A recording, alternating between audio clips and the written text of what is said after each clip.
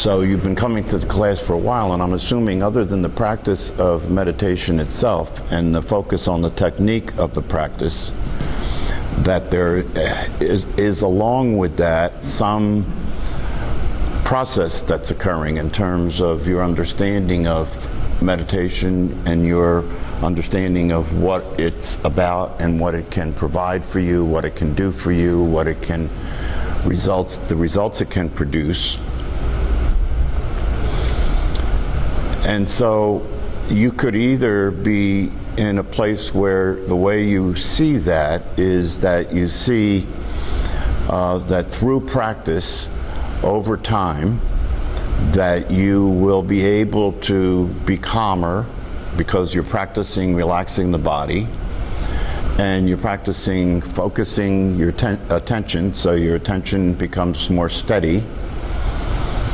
And if you can do that consistently over time, based on what the brain scientists tell us and what people who have practiced these things over time tell us, that it does result in your being calmer, having a more steady state of being, a more steady state of mind.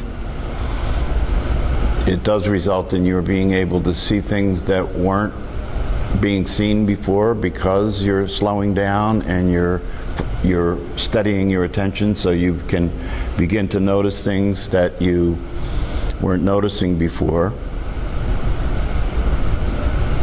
And if you do the practice, I mean, one of the things that I have said consistently is that the establishing a practice and then doing the practice consistently over time is what it would take to accomplish the things that I just said.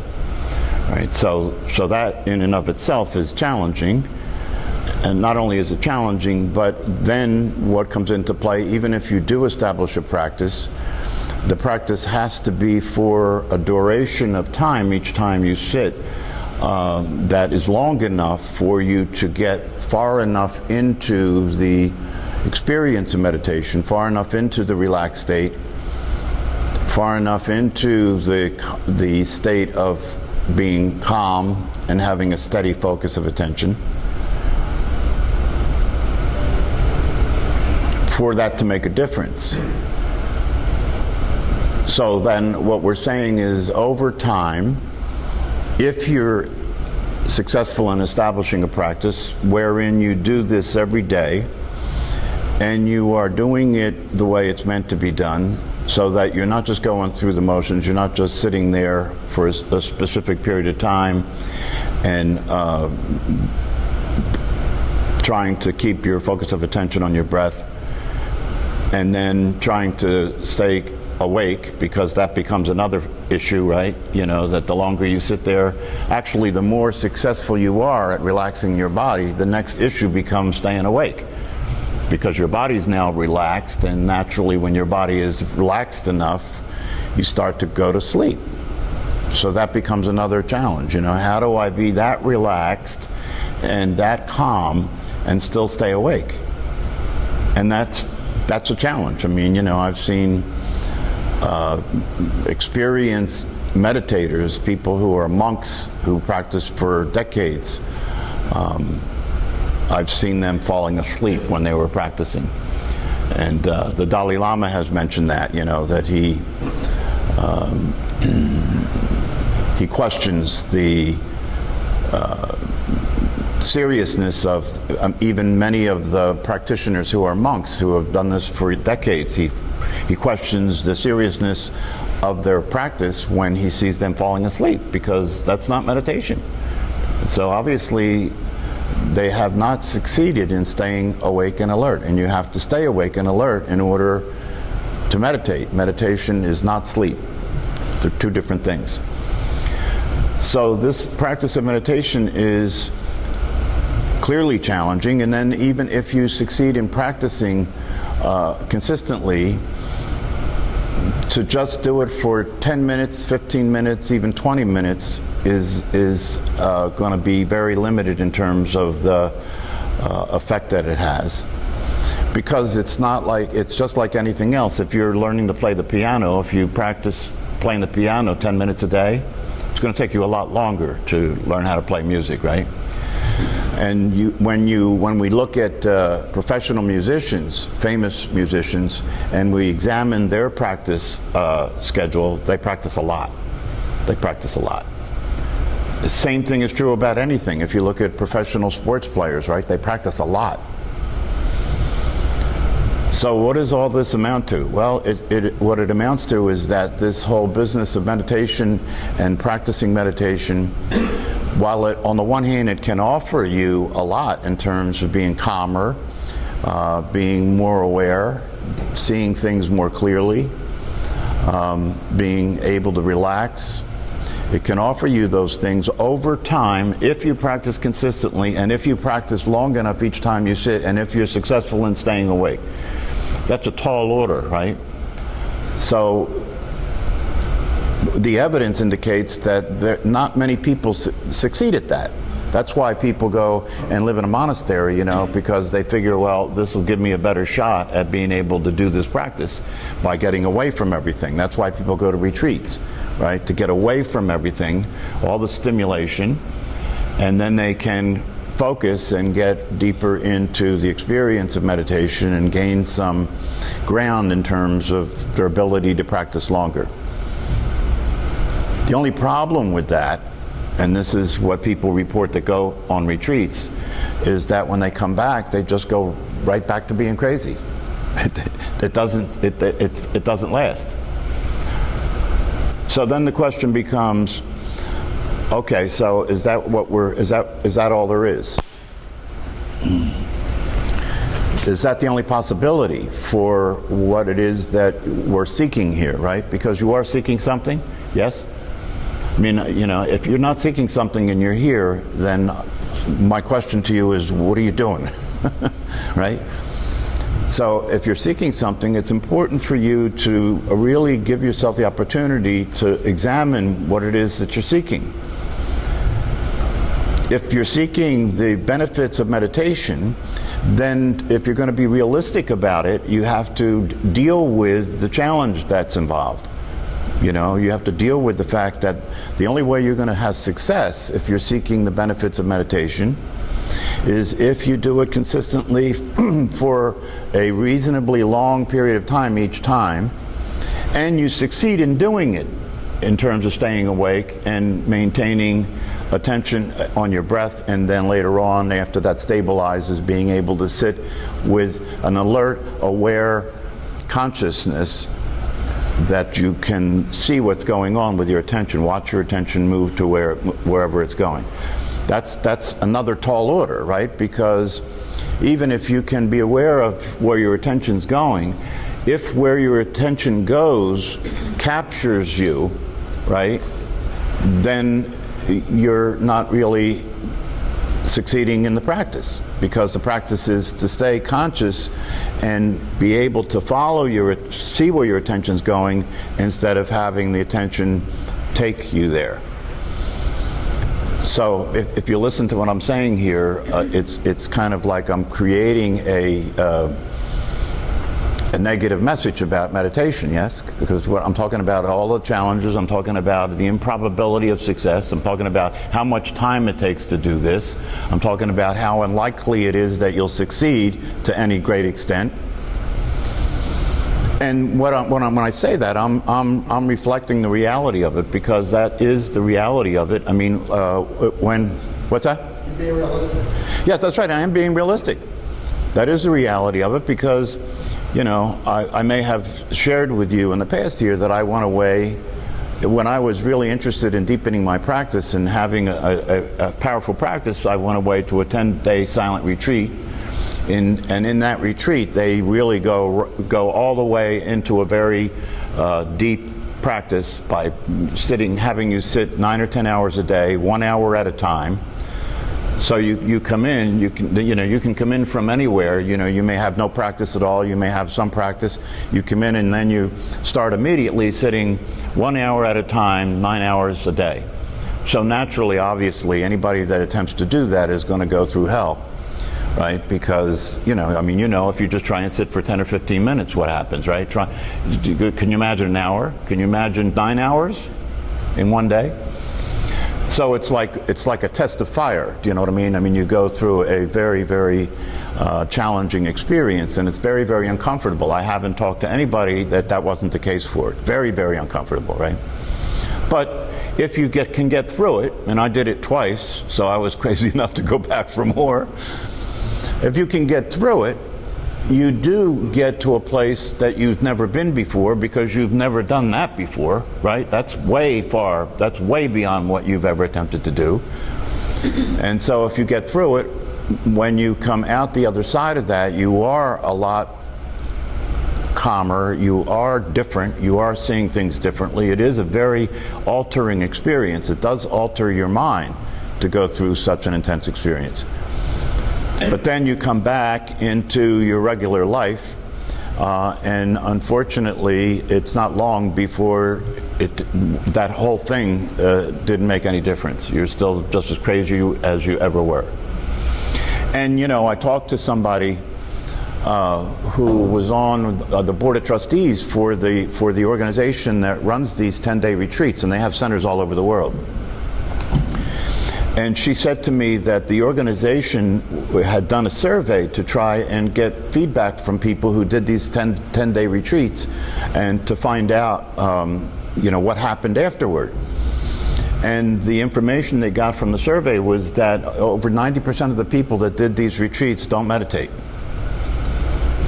So that's another example of how everything just comes back in again, right? And when you, I mean, when I came back from the retreat, on the last day of the retreat, the teacher said, okay, now when you leave and you go home, you have to practice 2 hours a day.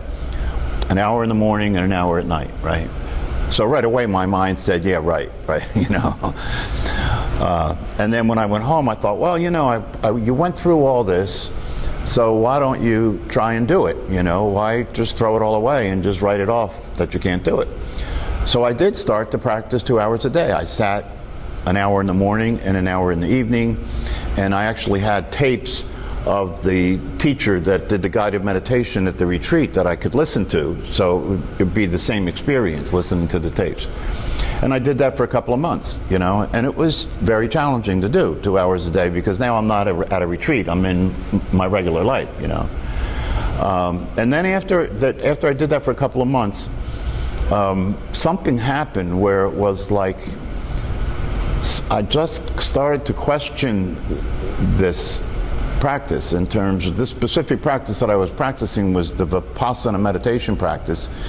And the Vipassana meditation practice is a practice where you, for the first, like at the retreat, for the first 3 days, 9 hours a day, you practice just following your breath.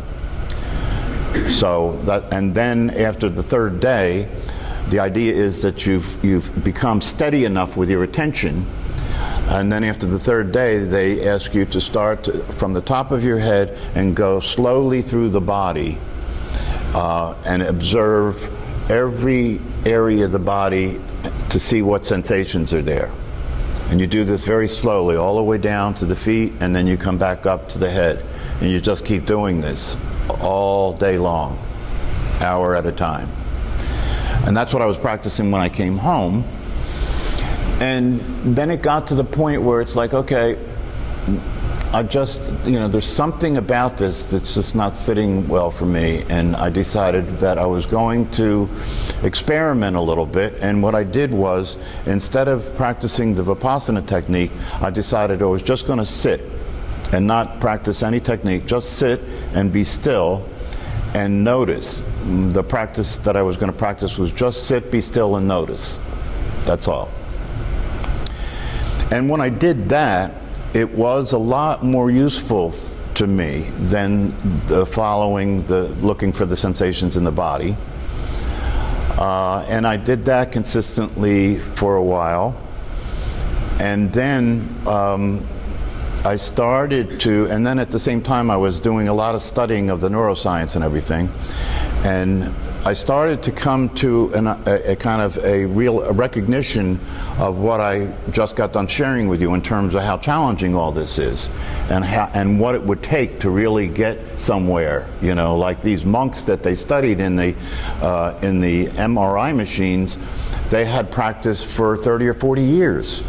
And they had logged like 10,000 hours of meditation, you know, and I realized that at the age I am, there's no chance, you know, there's no chance. I don't have enough time to do that if I'm trying to get somewhere. So then I started to come across some teachings about another possibility, right? The other possibility, these teachings were talking about what they called a direct path. And in these teachings, the thing that really surprised me was that they weren't talking about meditation at all. They weren't talking about meditation at all. In fact, they were saying that meditation isn't necessary in order to realize what's possible for us as human beings. And I thought, how can that be? You know, that's so not like so much of what I've studied and heard, and so much not like a lot of the teachings that emphasize meditation. I mean, most of the other teachings emphasize meditation and say that meditation is the way. This is the way you have to go, is to do meditation. And so I started to get interested, and I started looking for teachers that were teaching this direct path. And I started to come across some of them, and I started to listen to them to try and understand, what are they talking about, this direct path? So here's the deal, you know, and I've studied that for a while now, so I'm pretty clear what this direct path is all about. And here's the deal. If I say to you, and if you've been coming to class, you've heard me say this, right? If I say to you that ultimately what this is all about, ultimately what we all want is pretty much the same thing, right? We all want to be happy, we all want to have peace, we all want to be able to be at ease in our life and our body, right? So that's what we all want, right? And you want to be effective, you want to be skillful in how you live your life, right? So these are the things we want. And meditation promises to offer these things, right? But then if you're going to be realistic, right, and you really look at the information about it, it starts to become daunting. It starts to not be as promising as it seemed. So in this other way, so here's the thing. If it's true that who we are, who you are, who I am, in reality, who I am and who you are, who we are in reality, in terms of the truth, is that we are simply awareness itself, and that awareness is already free. It's already there, it's already free, it's already complete, nothing has to be done with it, right? If that's the case, and we've talked here about that awareness, and we've done some guided meditation with the Invitation to Freedom, right? And in the Invitation to Freedom guided meditation, it's really pointing to that possibility, that awareness is the truth, right? And if that's the case, and that awareness offers us what is promised, which is it offers us freedom. Freedom from what? Freedom from suffering. What kind of suffering? Anxiety, depression, freedom from being in your head all the time, freedom from mind wandering, which is a form of suffering, right? Freedom from being worried about the future, freedom from reliving the past, you know, freedom from being constantly tortured by your own negative thoughts, right? Freedom by being constantly tortured by your ineffectiveness as a person, you know what I mean? In terms of the way you relate to other people and the failure of that, right? The inability to have successful relationships with the people you love, your spouse, your children, your parents, and yourself. Inability to have a successful relationship with yourself. So these are all the things that we're looking to get cleared up. And if the promise of these practices, and if the promise of this direct path is that you already are this free awareness, and this free awareness doesn't think, this is the kind of thing we talked about, this free awareness doesn't have emotions, it's not a male or a female, it doesn't think, it doesn't exist in time, it doesn't suffer, It's naturally happy, right? So if it offers us all of that, right, and if it's already the case, and I tell you this, and I say to you that that's who you really are, right, why don't you just then experience that to be the case, and that's it? Because a whole lifetime of all of this input. Okay, a lifetime of what input? Everything all the inputs that have come in from the 5 or more senses. Okay, and how does that answer my question, right? If it's true, if you buy the promise, if you buy the promise, and if you do that guided meditation and you do it the way it's meant to be done, you see that for yourself. If you look at the awareness, you see that it is the case that awareness is free. You see that it is the case that it's not suffering, right? So especially if you see that for yourself, why doesn't that just end the problem? Here's another way of saying the same thing. If you're a lion, but you don't know that you're a lion, but you are a lion, right? Yes. And I say to you, okay, look, you're a lion. You don't know you're a lion, but you are a lion. You are a lion, right? And you accept the promise, you accept the idea, right? And I say to you, just go, let's roar together. And we roar together, and you say, see, you are a lion. You say, okay, I got it, I'm a lion. And then you just go on and be a lion, right? So you see the analogy? If I say that you're the awareness itself and you're already free, it's like saying you're a lion. And if you are a lion, and I point out to you you're a lion, and then you can just be what you are, and it's over, right? But why doesn't that happen? Your mind doesn't want it. Your mind goes off and thinks you're the mouse or something else. Say that again? Your mind doesn't allow you to perceive that. Your mind thinks you're something else. You're the mouse. You're something else. Okay, good. So you get what you said?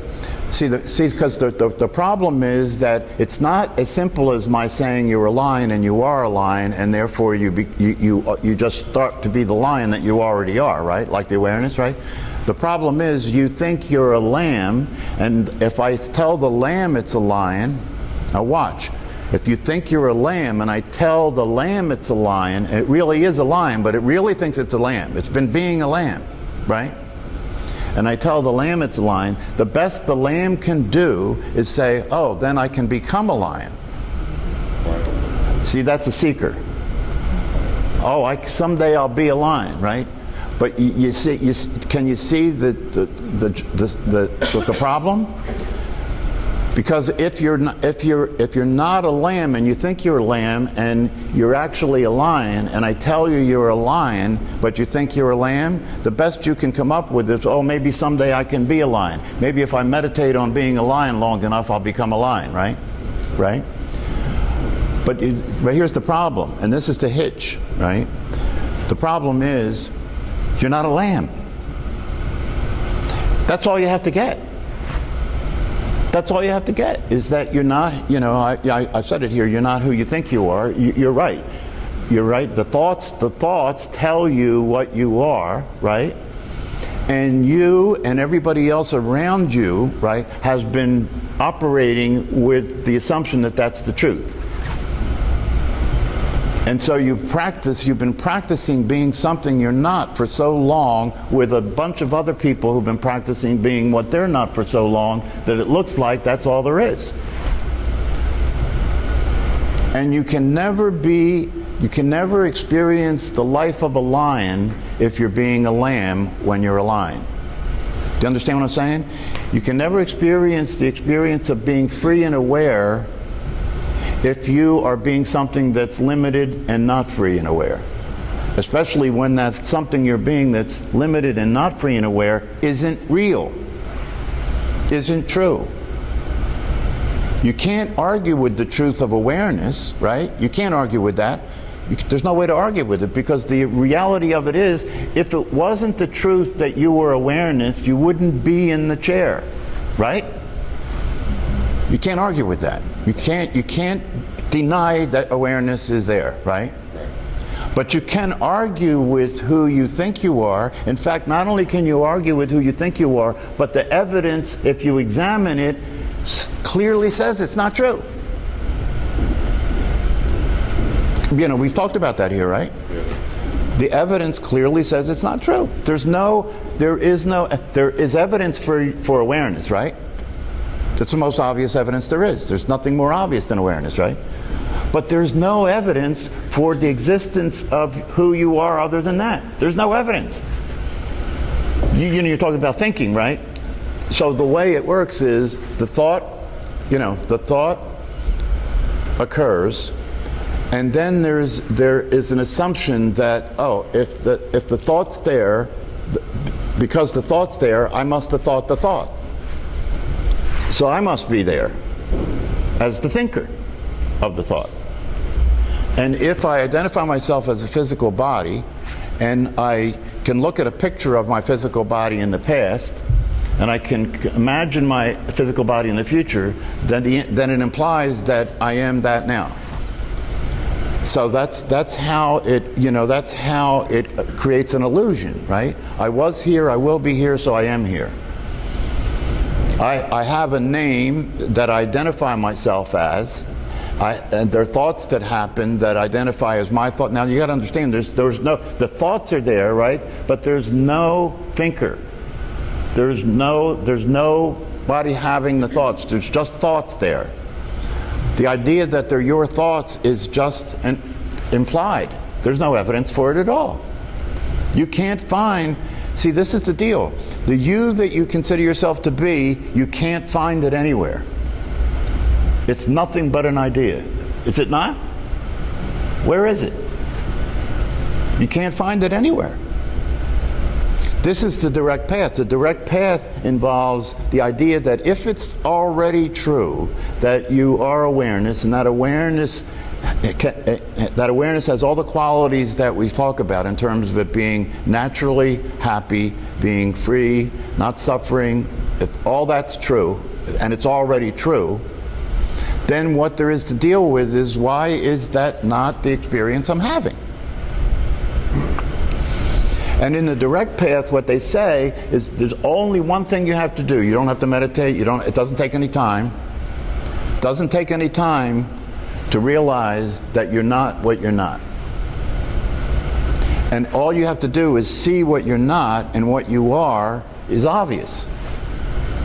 You can't see, and this is the other side of the coin, right? This is the other mistake that people make. Who you think you are has it, the way who you think you are has it figured out is that if I am awareness, then I should be able to see that. If I could see that, then I'd be convinced that I am that, right? But now examine this, right? Can you see where you're looking from?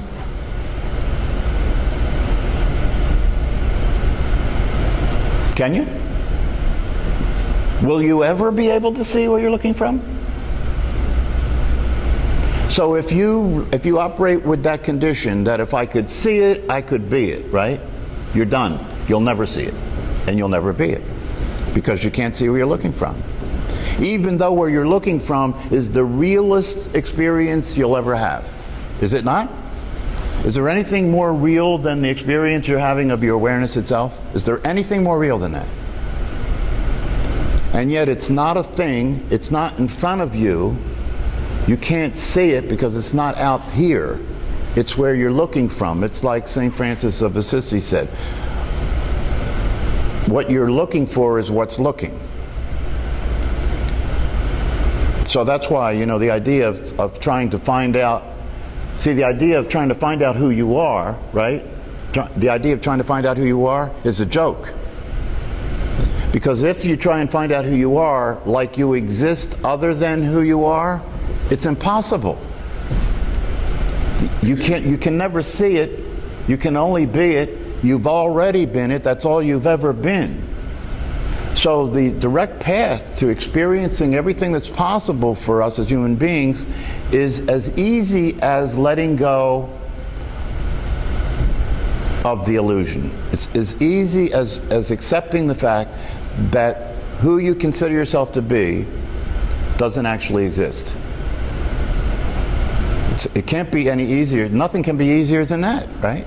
To just see things the way they are. And the way things are is that who you've been being doesn't exist.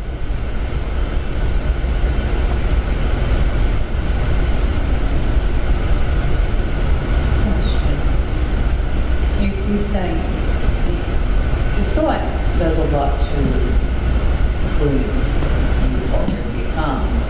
You feel you're under stress, you feel threatened, you feel sad, you feel anger. Meditation helps you to do away with these things, or no? Well, take a look at what she just said. You feel stressed, right? Where is the you that you're referring to? Yeah, but that's the world we live in, and we're all busy, and we've got jobs. Who is the we that you're referring to? People that are, What? everybody that's out in this world. Yeah, but where's the evidence for that? Just without even looking at everybody, you say I feel stress, right? Where's the you you're referring to? I'm referring to the person that's driving the car and the other person in front that just cut me off and almost caused an accident. I'm referring to a son who you're arguing with. I'm referring to a husband. No, but let's keep it with you. Yeah. Let's keep it simple, right? Who's the you that you're referring to when you say I feel stressed? Where's the evidence? It's a thought. That's right. That's right. It's a thought. That's what I'm Right. saying. Right. Thought. That's all it is, right? There's no you. But how to get rid of that thought? You don't have to get rid of that thought. You don't have to get rid of that thought. If you can see the truth, if you can see that that you don't exist, thoughts are still going to occur, right? But the way you relate to them is no longer torturous. Because the only reason that thoughts are create suffering is because they're your thoughts. Your thoughts don't bother me. They bother you. So you have to see what the real problem here is. If you really examine what the problem is, I mean, if you really look closely what the problem is, right? Where's your suffering? The suffering, why do people kill themselves? They're trying to get away from themselves, right? The real suffering is in the thoughts that are occurring in your head that you consider to be your thoughts when there's no evidence of you there. That's what's torturing you, isn't it? The feelings that are occurring in your body that you consider to be your feelings when there's no evidence of you, that's what's torturing you. That's why the teachers of this direct path say freedom is not freedom for you, it's freedom from you. Because you're the problem. Yeah. I got freedom from me last night. We pulled into a place in media and it was all crowded, and I pulled my car around, and I was in my wife's car, so it was a big Cadillac. And I went to pull around, and this little guy came right around and pulled in their spot, and I was making the bigger turn. And my thoughts said, and I didn't react, and I just backed up and went. And then they got out of the car and they looked, and my wife said, don't say anything. My thoughts said, and I didn't react. I went and found another spot, it just went away. But when we walked in, the guy was right there. And my wife, figuring the way I used to be and everything, don't say anything.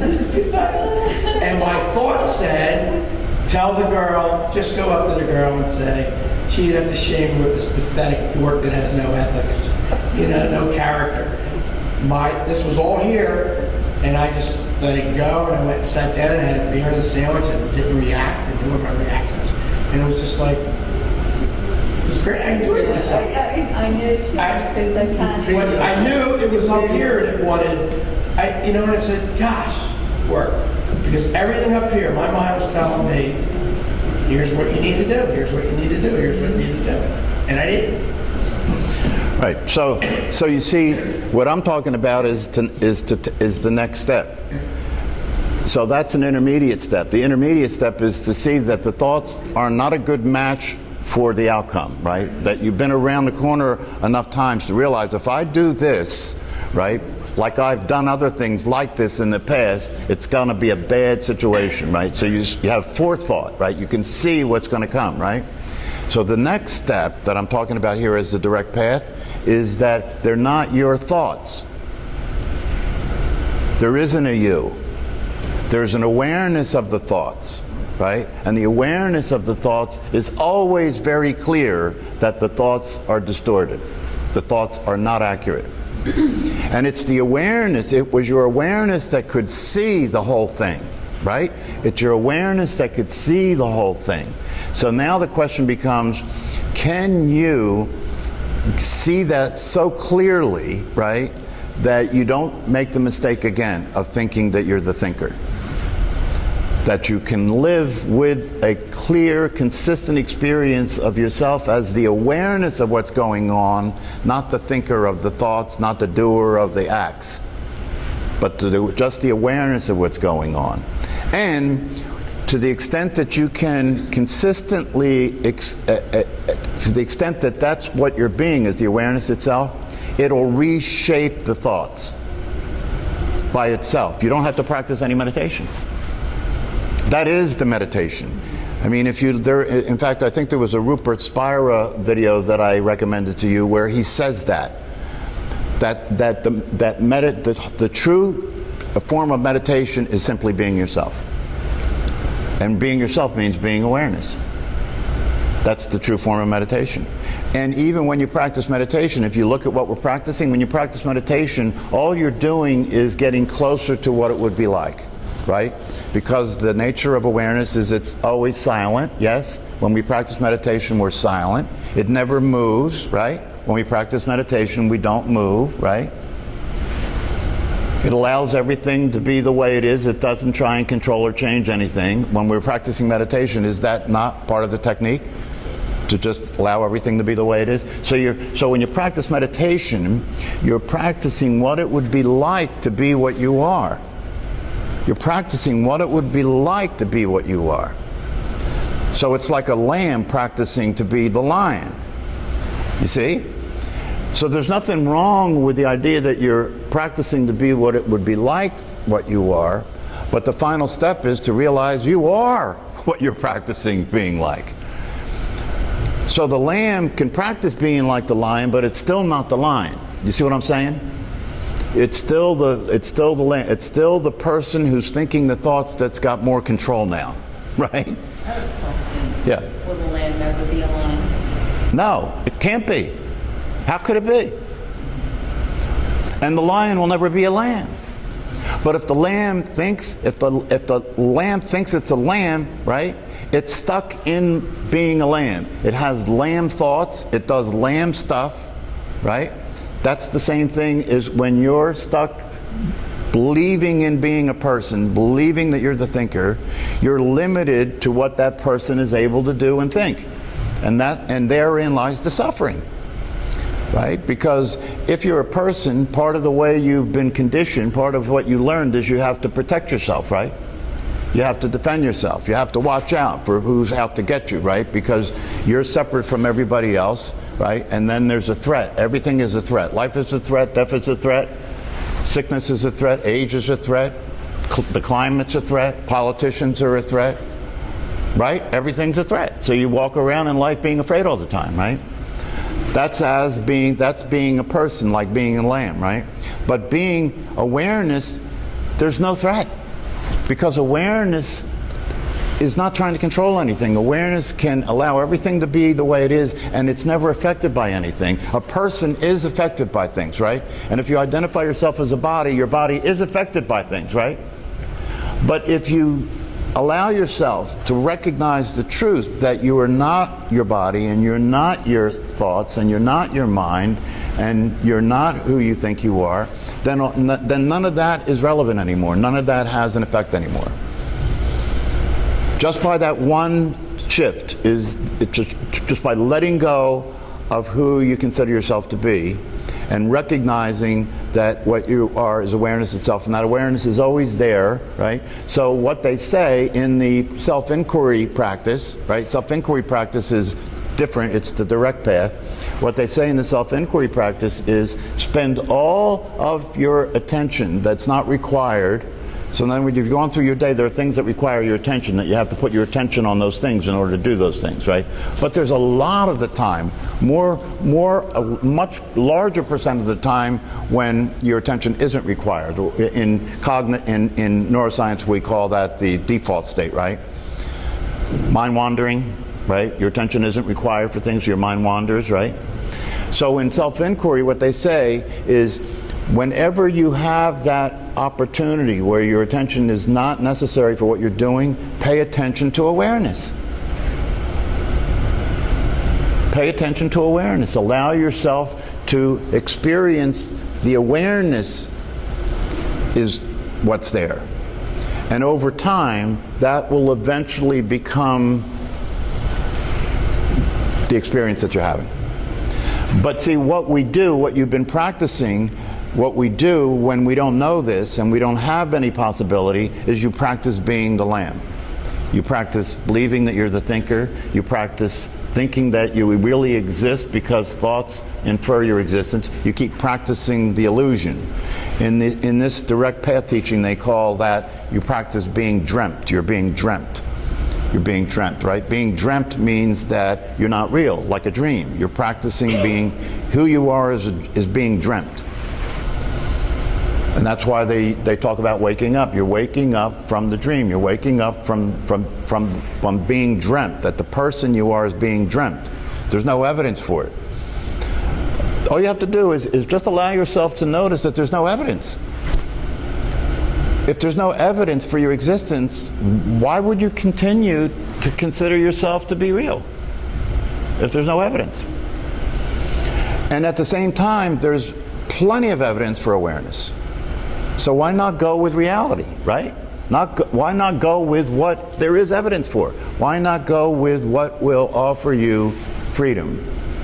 And all you have to do that is to know what you're not. You get it? That's the key. You can never see it to be it. You can never go from where you are to it because you are it. You can never grow into it. You can't become it. Anything you do to try and be what you are takes you away from it. So if you're practicing meditation to become what you are, the meditation keeps verifying that you're not that. Because it's a lamb practicing to be a lion. It's never going to happen.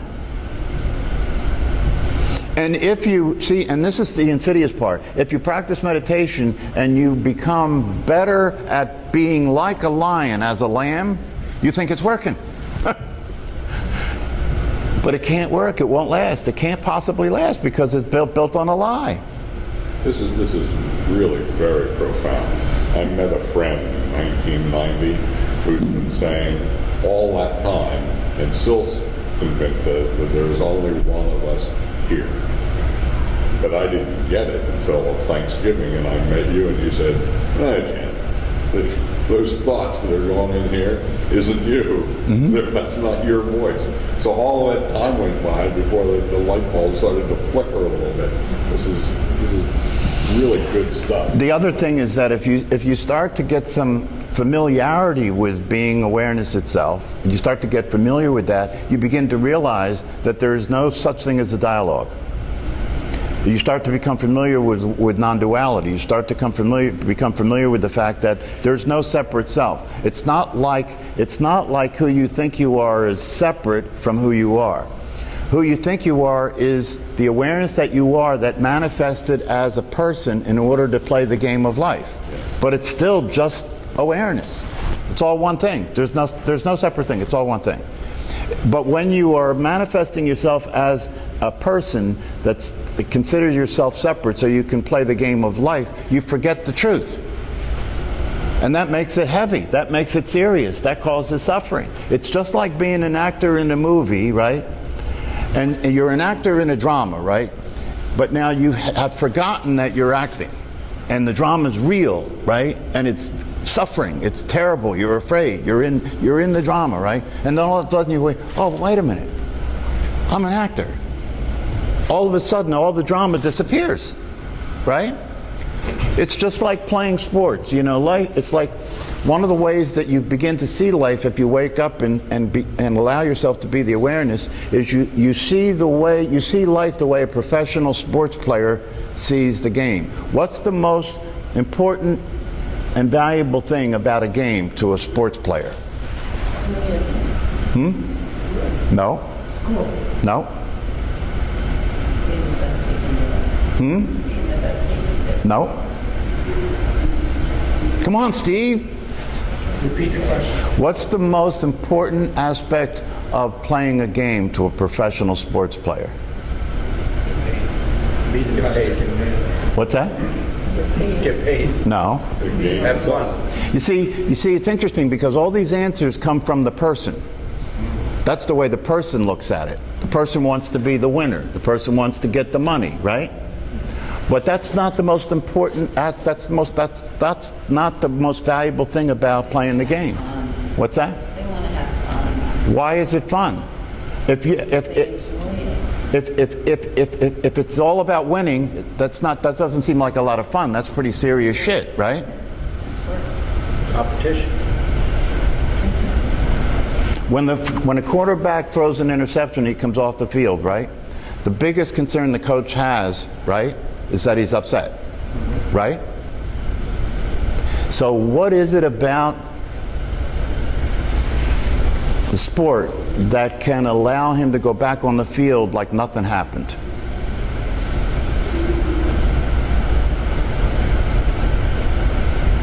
Forget about the past.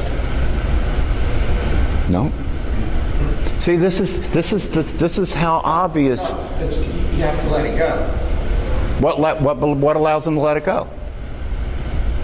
Well, his experience allows him to let it go, but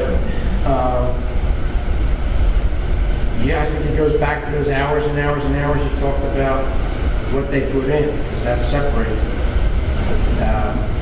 Right, that allows him to play at it. It's gone, it's behind him. Right, Now I need to but go. that's not the key. That's not the key. And this is the same thing. This is the same freedom that you get to have if you become aware, if you be the awareness that you are. It's the same freedom, right? The thing about the game for a professional sports player that's the most important thing is it's a game. That's the most important thing. If they couldn't remember it's a game, they couldn't have any fun. The fun is because it's a game, right? There's nothing at stake. Not really, you know. It's not like if you lose the game, you're going to get you're going to be shot, right? You just go home. Life goes on, right? One of the things that the coach knows that when a quarterback comes off the field after he throws an interception, right? The coach is going to go over to the guy and he's going to say, "Are you having fun?" If the guy says no, he's going to say, "All right, sit on the bench." Do you understand? The same thing is true about life. When you are the awareness that you are, life is just a game. There's nothing at stake. It's interesting with that old child song, I guess. Row, row, row your boat gently down the stream. Life is but a game. Yeah, that's actually a profound song, right? Because it's true. There's nothing at stake. Nothing at stake. When it comes to an end, right, no matter what's happened, it doesn't matter. But we don't experience that, right? It's all serious, right? So the message here is do yourself a favor and allow yourself to start to pay attention to what you're not. And then you may discover what you are. All right, we got to go. Very good. Very good.